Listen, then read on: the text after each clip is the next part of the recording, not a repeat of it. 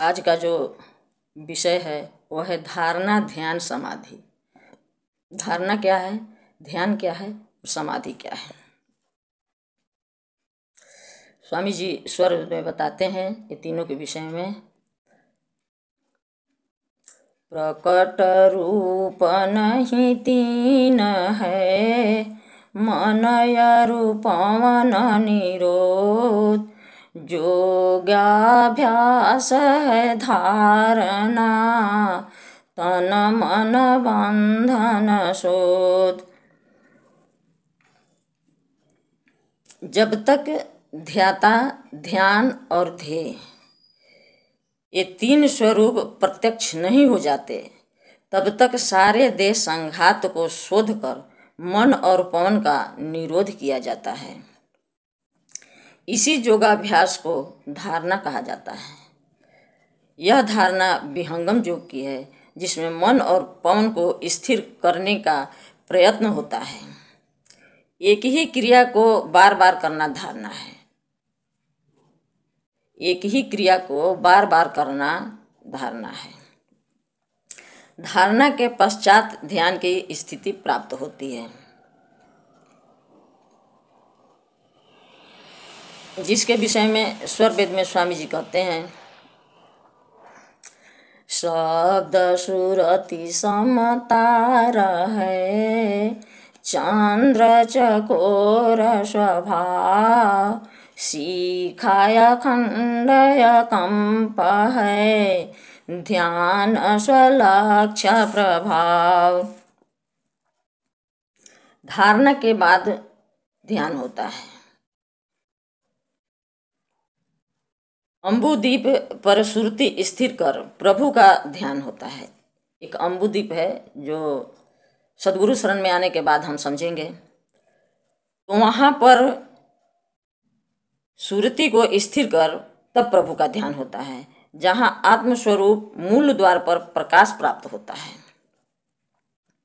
विहंगम जो कि तीन भूमि में धारणा होती है, क्योंकि ये तीन भूमि प्रकृति मंडल का है।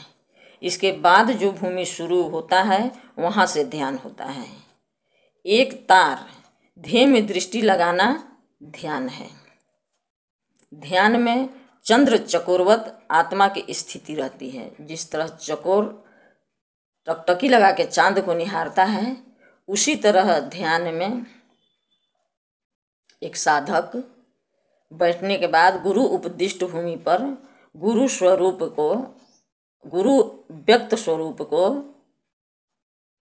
एक टक देखते रहता है, निहारते रहता है।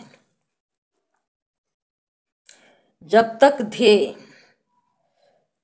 प्रत्यक्ष नहीं हो जाते तब तक ध्यान नहीं होता। जब तक आपकी चेतना उस सद्गुरु स्वरूप में स्थिर नहीं हो जाता, एक टक नहीं देखने लगता है, तब तक ध्यान नहीं हो रहा है। आपका चेतना वहाँ रुक गया, आप एक टक देख रहे हैं, सद्गुरु को निहार रहे हैं, वही है ध्यान। आगे स्वामी जी कहते हैं, ध्येय स्वरूप ध्याता भया, ध्यान सो तत्व समाय। परमानंद समाधि है, सहज योग गति पाय। ध्येय स्वरूप जब ध्याता बन जाता है तो ध्यान तत्व जो है वह परमानंद में, या जो आपका लक्ष्य है उसमें समा जाता है।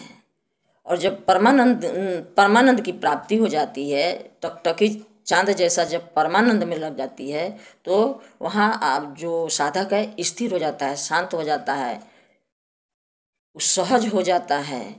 उसी को समाधि कहते हैं। उस अवस्था में शरीर का आभास तो होगा, लेकिन शरीर आपका, इंद्रियां आपका अक्रिय होते हैं, कुछ काम नहीं करेगा।